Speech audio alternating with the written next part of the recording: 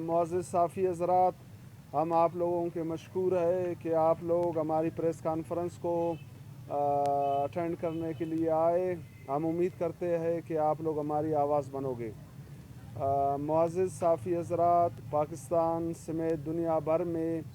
30 اگست کو گمشدہ افراد یعنی جبری خفیہ حراست میں لیے جانے والے افراد کا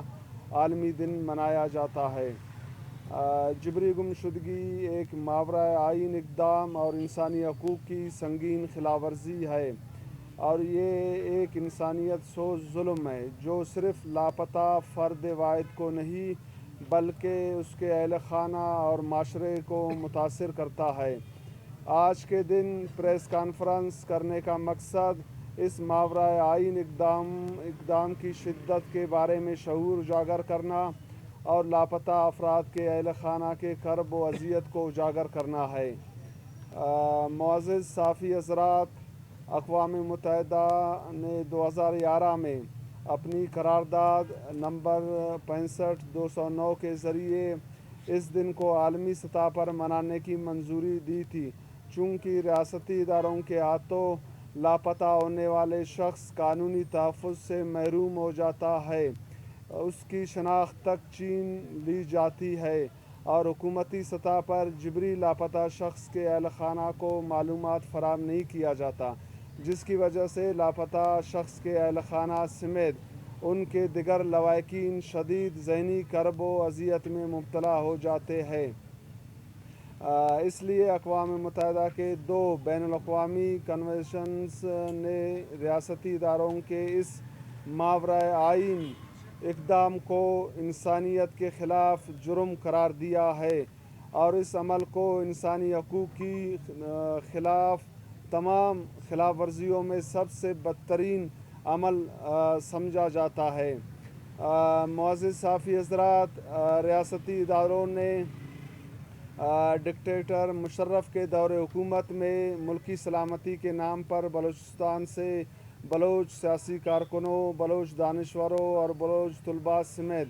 دیگر مکاتب فکر سے تعلق رکھنے والے لوگوں کو غیر قانونی طریقے سے حراست میں لینے کے بعد جبری لاپتہ کرنے کے سلسلے کو شروع کیا، جو تسلسل کے ساتھ تاحال جاری ہے۔ 2000 میں علی اصغر کو پہلی مرتبہ بلوچستان کے مرکزی شہر کوئٹہ سے جبری لاپتہ کیا گیا۔ 14 دن کے بعد رہا کیا گیا۔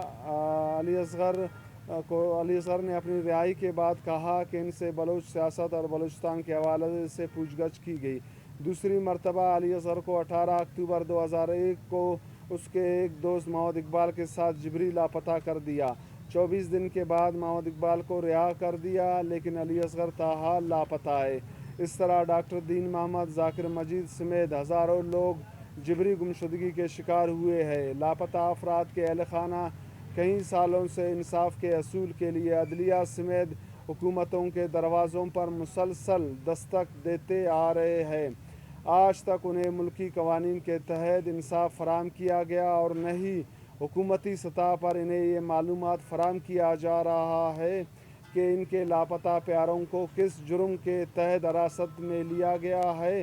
اور کس ادارے کے حراست میں ہے۔ آیا وہ زندہ بھی ہے کہ نہیں، بلکہ لاپتہ افراد کی مسخ شدہ لاشیں پھینکی جا رہی ہے اور انہیں ریاستی ادارے فیک انکاؤنٹرز میں قتل کر کے مقابلے کا نام دے رہے ہیں، جس کی وجہ سے بلوچستان سے ہزاروں لاپتہ افراد کے خاندان شدید کرب و اذیت میں مبتلا ہے۔ معزز صافی حضرات، پاکستان میں جو بھی حکومت برسر اقتدار آتی ہے تو وہ لاپتہ افراد کی بازیابی کو یقینی بنانے اور جبری گمشدگیوں کے مسئلے کو ملکی قوانین کے تحت حل کرانے کے حوالے سے اقدامات اٹھانے کا اعلان کرتی ہے، لیکن بعد میں وہ لاپتہ افراد کے حوالے سے اپنی بے بسی کا اظہار کرتی ہے، کیونکہ لاپتہ افراد کے مسئلے میں ملک کے طاقتور ادارے ملوث ہیں۔ یہی وجہ ہے لاپتہ افراد کا مسئلہ حل کی طرف نہیں جا رہا ہے، بلکہ ہر آنے والے دنوں میں جبری گمشدگیوں کے سلسلے میں تیزی آ رہی ہے اور لاپتہ افراد کو دوران حراست قتل کر کے ان کی مسخ شدہ لاشیں پھینکنے کا سلسلہ بھی جاری ہے۔